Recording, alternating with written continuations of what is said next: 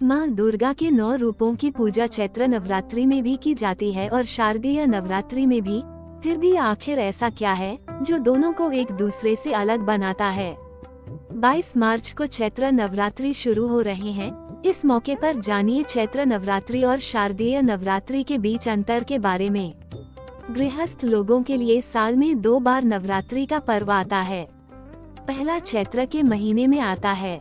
इस नवरात्रि के साथ हिंदू नव वर्ष की भी शुरुआत होती है। इसे चैत्र नवरात्रि कहा जाता है। दूसरी नवरात्रि आश्विन माह में आती है, जिसे शारदीय नवरात्रि के नाम से जाना जाता है। पौष और आषाढ़ के महीने में भी नवरात्रि का पर्व आता है, जिसे गुप्त नवरात्रि कहा जाता है। लेकिन उस नवरात्रि में तंत्र साधना की जाती है। गृहस्थ और पारिवारिक लोगों के लिए सिर्फ चैत्र और शारदीय नवरात्रि को ही उत्तम माना गया है। दोनों में ही माता रानी के 9 स्वरूपों की पूजा की जाती है। इस बार चैत्र नवरात्रि 2 अप्रैल को शनिवार के दिन शुरू हो रही है। इस मौके पर यहाँ जानिए आखिर चैत्र नवरात्रि शारदीय नवरात्रि से कैसे अलग है। चैत्र नवरात्रि मनाने का कारण।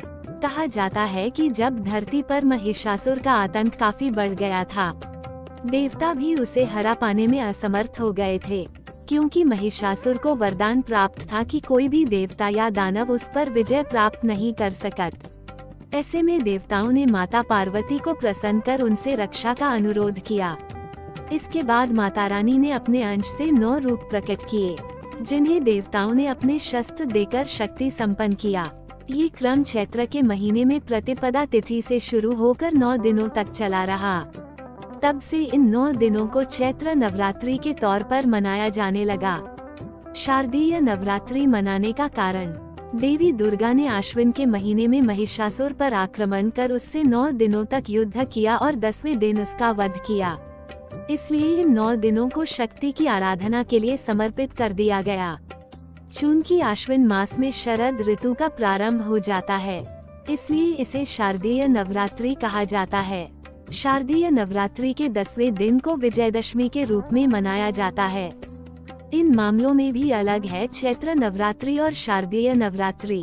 चैत्र नवरात्रि के दौरान कठिन साधना और कठिन व्रत का महत्व है, जबकि शारदीय नवरात्रि के दौरान सात्विक साधना, नृत्य, उत्सव आदि का आयोजन किया जाता है।